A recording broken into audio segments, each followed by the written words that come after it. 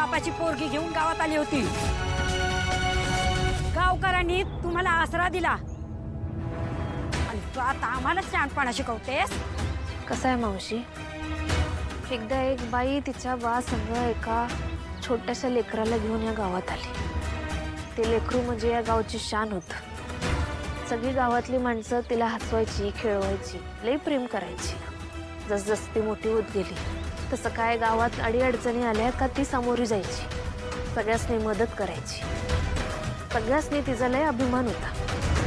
ती पोरगी मुंबईला जाईल, लय शिकल, गावाकडे येऊन गावासाठी काहीतरी काम करल अशी त्यांची अपेक्षा होती, त्यांची आशा होती। खरं ती पोरगी त्यांच्या सगळ्या अपेक्षा पूर्ण करतच होती। पण अचानक त्या सगळ्या गावकऱ्यांच्या मनात एक सवाल घर करून गेला।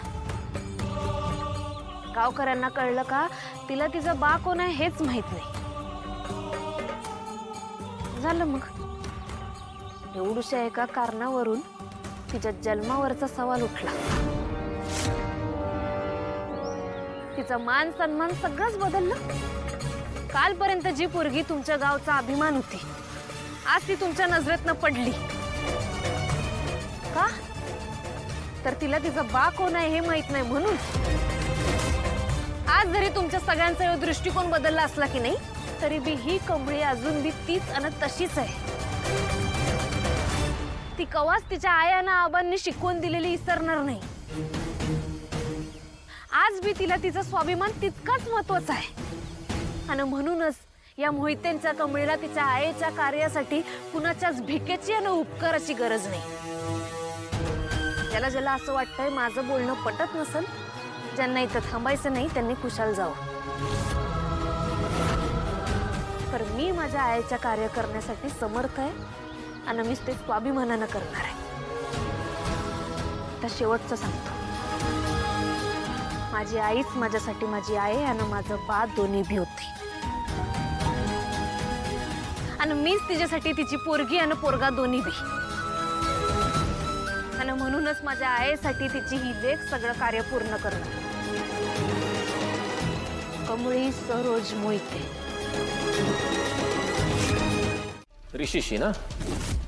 राधिका तू का बोलतेस ग त्याच्याशी फोनवर? काय चाललंय, कसं आहेस हे विचारायला केला होतास का?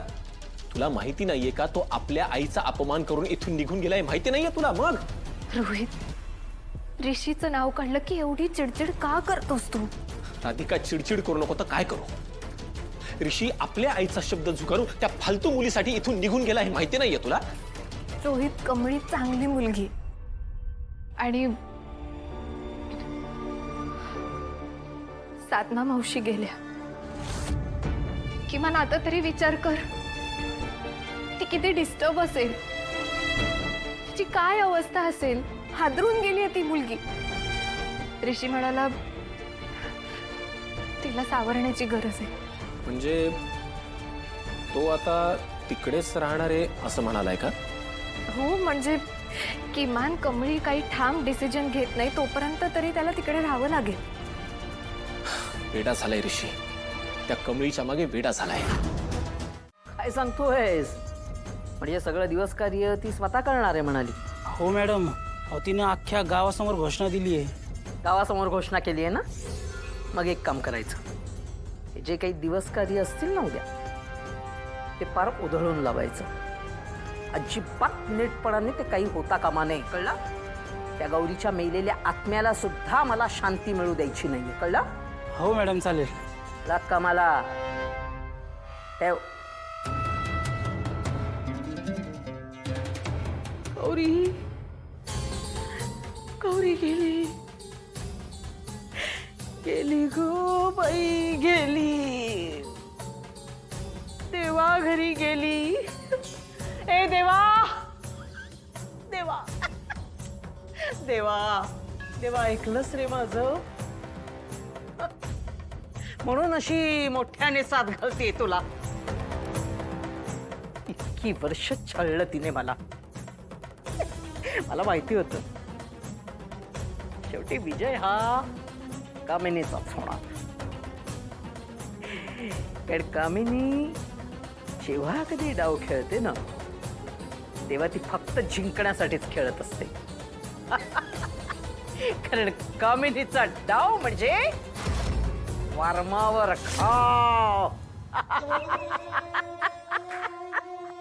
अगं तिला काय झालं? ही अशी एकटी का असते रूम मध्ये? तुला तुला बरं नाहीये? मॉम, तू डॉक्टर. ए बरी काही नाही ग, काही नाही, तुला नाही कळणार. हा बरं, मी तुला सांगितलं होतं ना की मी तुला पार्टी देणार आहे म्हणून. ठेव तुझी पार्टी तुझ्याकडेच. देत तर काही नाही, नुसती बोलते. आता ठरलंय माझं पार्टी द्यायचं. ठिकाण सांगू का? Water hill resort. तो हिल रिसॉर्ट. अगं असं अचानक काय काय स्पेशल? हा सांग सांग सांग. गावछाप कमळी आहे ना, हा, तिच्या आईने वरचं तिकीट काढलं. काय? तिने तिकीट काढलंय म्हणून आपण पार्टी करायची? वाव. जरा डोक्यात शिरव बरं तिच्या. ए वलाजा, अगं वरचं तिकीट म्हणजे हिल स्टेशन. देव बाप्पाकडे जायचं ticket. You mean dead? Yes. What? Wien? कधी? कसं? एक मिनिट थांब, एक मिनिट थांब. ती मेली ना, तुला का इतका आनंद झालाय? आपला आणि तिचा काय संबंध आई? हा हो ग.